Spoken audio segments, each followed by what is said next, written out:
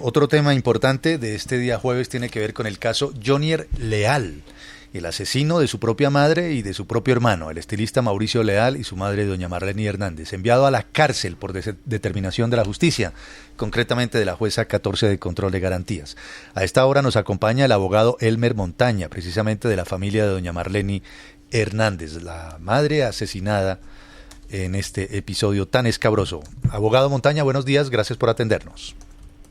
Muy buenos días, un saludo para usted y para los oyentes. Bueno, ¿qué pasa ahora? ¿Qué continúa ahora luego de esta determinación de la justicia, de la jueza 14, entre otras cosas, de enviar a Jonier Leal a un confinamiento intramural, a recluirlo en una cárcel? Ustedes han estado plenamente de acuerdo con todo lo que ocurrió en este episodio, que entre otras cosas dio un giro en pocas horas. Bueno, el señor pues va a ir ahora, se mantendrá en el búnker de la Fiscalía General de la Nación mientras se decide el lugar de reclusión. Él queda con una medida de aseguramiento de detención preventiva y pues quedamos también a la espera del preacuerdo que supuestamente va a firmar con la Fiscalía General de la Nación. Si se suscribe ese preacuerdo, pues el asunto pasará a conocimiento de un juez penal del circuito de Bogotá para que dicte sentencia condenatoria, y si no hay preacuerdo, pues la Fiscalía General de la Nación tendrá que radicar entonces el escrito de acusación también ante un juez penal del circuito y se daría inicio entonces a la fase del juicio oral y público. Abogado Elmer Montaña, ¿cómo reaccionó la familia de doña Marlene Hernández con la confesión de Jonier Leal? ¿Ustedes veían venir lo que ocurrió luego de la sustentación del caso por parte del fiscal Burgos? ¿Empezaron poco a poco a entender que el único camino que le quedaba a Jonier era confesar? ¿Eso estaba dentro de los planes? ¿Usted como abogado, con la experiencia que tiene, veía venir eso que ocurrió?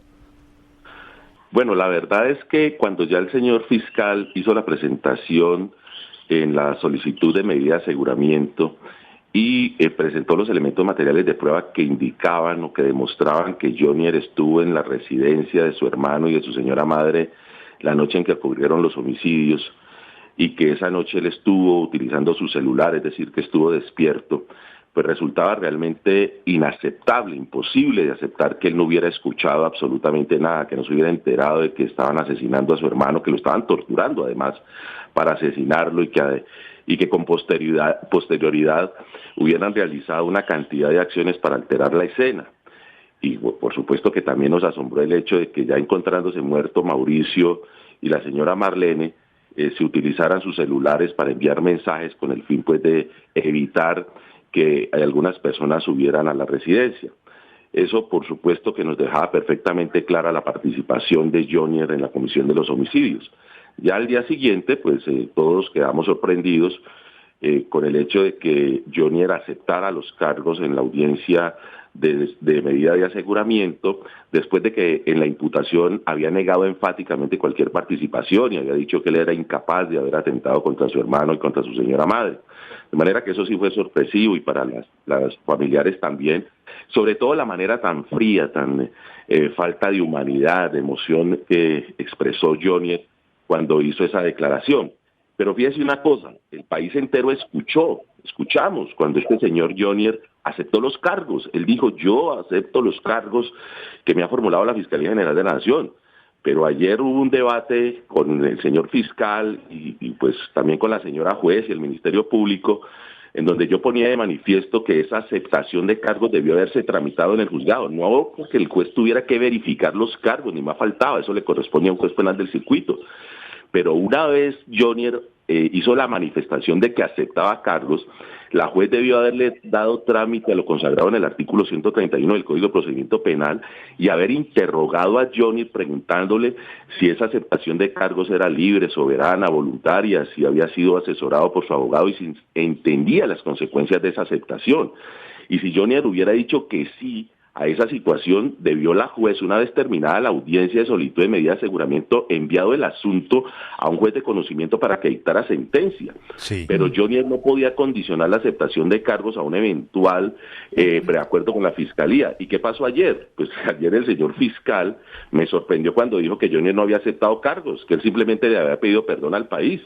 Y la señora juez también dijo lo mismo, que no, que él simplemente había hecho una manifestación allí y que lo que había era condicionado la aceptación de cargos a una eventual realización de un preacuerdo, cuando él no puede condicionar eso, porque es que el preacuerdo con la aceptación de cargos, es un acto soberano del imputado, mientras que el preacuerdo es una negociación con la fiscalía y eso depende de la voluntad tanto del imputado como del fiscal, pero el imputado no puede condicionar esa aceptación de cargos. Ahora, esto que está usted diciendo, abogado Montaña, es muy, muy importante. ¿Y en qué puede afectar el proceso en este punto el hecho de que él, más que aceptar cargos, hubiera pedido perdón y que la juez no hubiera, como dice usted, interrogado y contrainterrogado a Jonier y haberle indagado cómo fue que tomó la decisión de confesar? ¿Esto altera en algo el transcurrir del proceso? No, digamos, no genera ninguna nulidad a mi manera de ver, pero de todas maneras es una irregularidad muy grave que cometió la señora juez en la que ella se mantuvo. Y después la señora juez, pues lo que dijo allí era que yo había cometido un gravísimo error porque le estaba solicitando a ella que ella verificara un preacuerdo con la fiscalía, y eso no fue cierto. Yo lo que dije era que si había un preacuerdo, pues que el señor fiscal lo verbalizara para que eso quedara perfectamente claro. Es que mire, yo como abogado de víctimas tengo el interés superior de que allí haya justicia, y cuando este señor dijo yo acepto cargo, yo no sé si ustedes escucharon o si yo estaba viviendo en un mundo paralelo, pero yo escuché que el señor dijo acepto los cargos.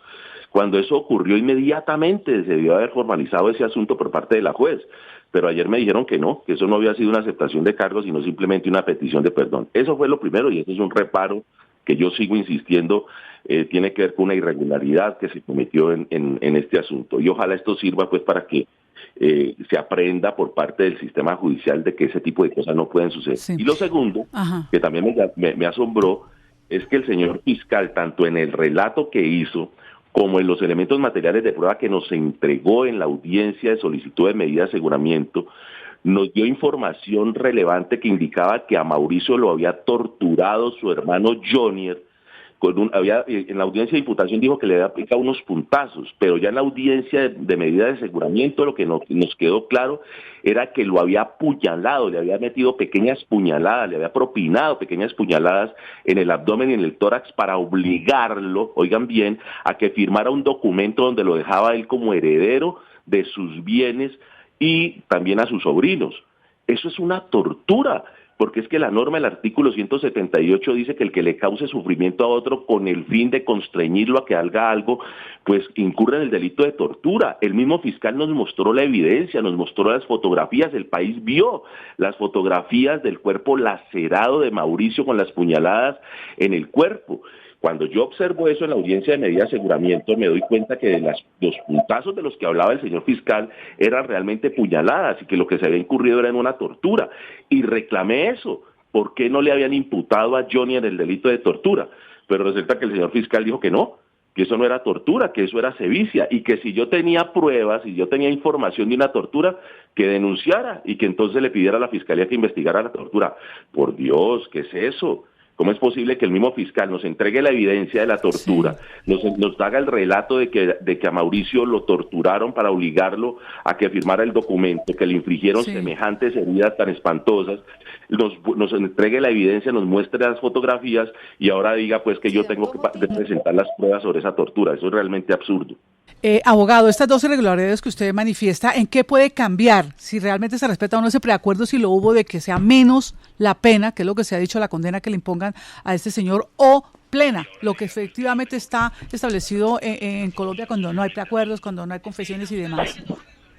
Pues sí, eso afecta porque es que cuando vaya a haber el preacuerdo con la fiscalía, pues no se va a tomar en cuenta el delito de tortura y este señor va a tener unos beneficios enormes. Vamos a ver en qué términos se va a hacer el preacuerdo. Pero lo cierto del caso es que la tortura, que tiene una pena entre 10 y 22 años de prisión, pues hubiera permitido que se le incrementara aún más la sanción a este señor y que cuando se hablara de la negociación se tuviera en cuenta esa situación. Y eso no se va a tener en cuenta. Y bueno, y a mí me parece lamentable. Pero sobre todo, lo que lamento es la arrogancia del señor fiscal. Porque es que yo como abogado de víctimas, de manera muy respetuosa, puse de manifiesto ese hecho. yo tenía la obligación de hacerlo porque encontraba que había una irregularidad por parte de la Fiscalía. Y lo que hizo ayer el señor fiscal fue atacarme de una manera despiadada, pues en la audiencia, me trató de ignorante, me mandó a estudiar derecho penal. Mejor dicho, ayer yo fui la persona más ignorante en los temas penales por cuenta de haberle hecho un reparo respetuoso al señor fiscal general, al señor fiscal del caso, perdón, que nos había entregado la evidencia. Yo no sé si usted la debieron haber visto. Vieron las imágenes de Mauricio y de su señora madre ahí en la esquina legal. Circularon esas fotos, sí. Por Dios, hay una revista que las publicó, en donde aparecen las puñaladas que le infligieron a Mauricio para obligarlo a que firmara ese documento. Y si eso no es tortura, entonces que me digan a mí que es una tortura. Pero el señor fiscal dijo que no, que eso era sevicia, que eso hacía parte del hecho de la sevicia que le había imputado ya la fiscalía, señor. Y resulta que la sevicia es otra cosa. La sevicia ya es la exagerada utilización de violencia para ocasionarle concretamente la muerte a la persona.